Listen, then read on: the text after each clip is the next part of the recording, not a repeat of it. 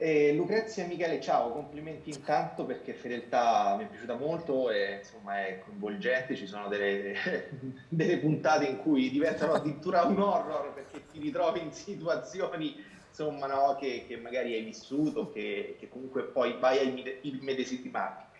La prima cosa che vi chiedo, appunto, fedeltà gira su due parole, la stessa fedeltà ma anche la felicità. Tutte e due iniziano per F, non so se è un caso, e vi chiedo perché è quasi impossibile farle coesistere.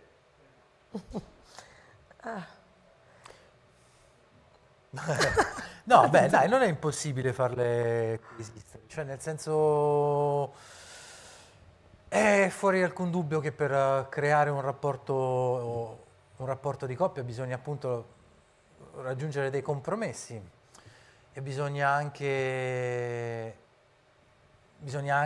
ragionare attorno a certe libertà. Però è anche vero che i tempi sono cambiati, adesso la fedeltà va riaggiornata, il concetto di fedeltà va anche riaggiornato, cioè fedeli a se stessi o fedeli all'altro deve essere un tema di discussione e adesso le coppie possono davvero ragionare su questi due concetti. La felicità sta potrebbe essere proprio il risultato di una libertà di comunicazione tra le parti, ecco. Oh, siamo nel 2022, non c'è più il delitto d'onore, non ci sono più tante cose che sembravano granitiche tanti, anche relativamente Sì, pochi. pochi anni fa. Quindi c'è la possibilità, c'è la possibilità di una felicità, di una nuova felicità nella condivisione. Quindi magari un tradimento può non essere così determinante per la fine di un rapporto. Ci si Sì. può, ci si può parlare liberamente. Poi siamo comunque in un tempo in cui c'è veramente il poliamore, siamo in un tempo molto pieno così di trasformazioni, probabilmente anche, non so, il fatto di vivere la fedeltà finché diciamo questa cosa diventa una gabbia, allora forse sì, è meglio tradire, no? Forse. Se diventa diciamo una gabbia di rinunce, secondo me non avvicina ma allontana. Mentre se riusciamo forse, non lo so, a trovare un modo per rinnovarci, no? Nella quotidianità del rapporto, probabilmente rimmaginando quella persona, perché quella persona evolve come evolvi tu, no? Quindi siamo tutti un po' in una crescita, in un movimento, soprattutto le coppie che stanno insieme da tanto. E allora sì, forse la felicità deriva anche da questo, dalla capacità di saper stare al passo con queste trasformazioni, forse.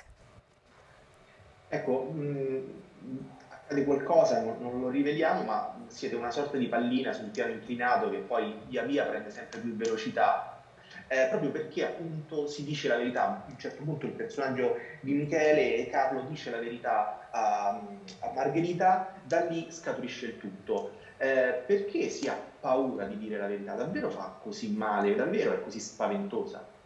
Chissà se le dice la verità poi. Chissà, esatto, tra l'altro è un quesito che resta. Beh, ma perché c'è la verità di comodo e c'è la verità oggettiva. Eh, dipende da che cosa, da- da- da- dalla, dalla capacità di gestire quella pallina, di gestire quel piatto in equilibrio, no? Carlo racconta una verità. La serie la storia monta attorno a questa verità, se è una verità effettiva o una verità appunto in parte reale. In tutto questo c'è l'umanità, c'è la verità, c'è la capacità di ognuno di noi appunto di guardarsi dentro, di guardare l'altra persona. È difficile, hai messo una domanda che finora abbiamo sempre risposto, l'hai messa in un piano molto difficile, io non so più come continuare. Quindi passo la parola. Grazie. Ma sì, non lo so, cioè nel senso, dire la verità a volte è difficile anche perché forse pensi di deludere le aspettative, di non essere no, nell'immagine che l'altro pensi che debba avere di te e quindi si ha paura anche così, di di deludere l'altro, no? Quindi a volte ci si nasconde un po'. Invece sarebbe più facile parlarsi, dirsi le cose, anche se Margherita forse gli facesse qualche domanda in più, chiarirebbe, no? Qualcosa che invece poi si amplifica. E quindi non lo so perché lo facciamo, perché siamo umani, perché siamo spaventati, siamo soli, e si sbaglia. Poi Carlo è costretto a dirla quella verità. Se non fosse stato costretto magari non la direbbe, non l'avrebbe detta, e forse anche lì avrebbe fatto bene a non dirla, perché molto spesso poi, qui stiamo parlando di un malinteso, perché poi insomma si capisce. E quindi che bisogno c'è di andare a svelare esattamente qualsiasi cosa? Magari la felicità sta proprio anche nel saper custodire certi segreti. Grazie mille per il vostro tempo, ancora complimenti. Grazie a te. Ciao. Ciao. Ciao.